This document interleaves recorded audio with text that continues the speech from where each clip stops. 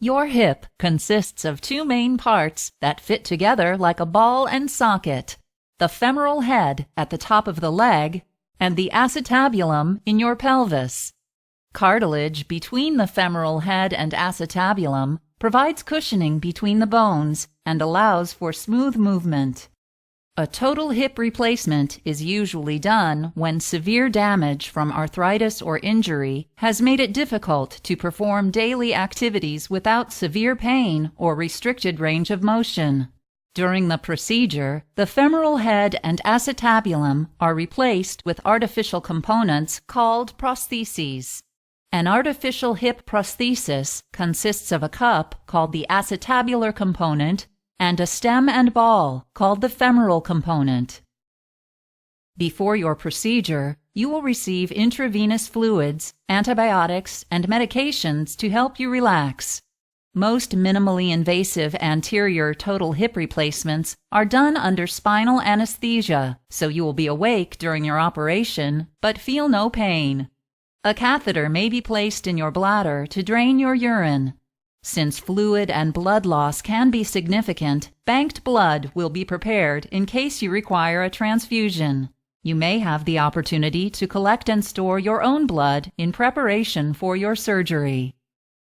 During a direct anterior total hip replacement procedure, you will lie on your back on a specialized table, enabling your surgeon to perform this minimally invasive operation. Your feet will be placed in boots attached to the table, allowing your surgeon to position your legs as necessary to gain access to your hip joint during your operation. A fluoroscopy machine may be used during the procedure to help your surgeon position your prosthesis more accurately. Your surgeon will begin by making a 3 to 6 inch incision near your groin. This incision is significantly smaller than those made during other total hip replacement procedures. He or she will then push aside 2 muscles to expose the joint capsule. No muscles are split or detached during this procedure. After incising the joint capsule, your surgeon will dislocate the femoral head from the acetabulum. He or she will remove any damaged cartilage or bone in the acetabulum, reshape the acetabular socket, and secure the acetabular prosthesis in place using special cement or screws.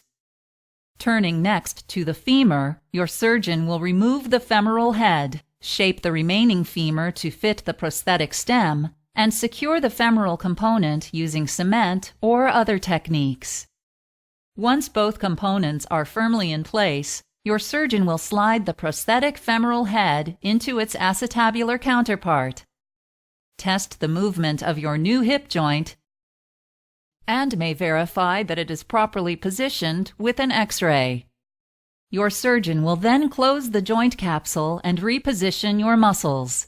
He or she may place a drain in your hip to remove excess fluid and close the incision with stitches or staples. After your procedure, you will be moved to the post-surgical recovery area for monitoring. You will continue your IV fluids and antibiotics for a short time and will be given pain medications as needed. If a catheter was placed, it will be removed. To prevent blood clots from forming in your leg, you will be given a blood thinner, asked to wear compression stockings, and encouraged to begin walking as soon as possible, initially with a walker or cane. Your physician may use a sequential compression device on your legs or feet to further decrease the possibility of developing a blood clot, called a deep vein thrombosis, or DVT, in your leg veins. No hip precautions are necessary. You may sit, bend, and cross your legs however you want. You will be released from the hospital after you can walk up and down stairs, usually after 2 to 4 days. The anterior approach avoids cutting any hip muscles, which may result in increased joint stability, lower risk of dislocation, less pain, and faster recovery.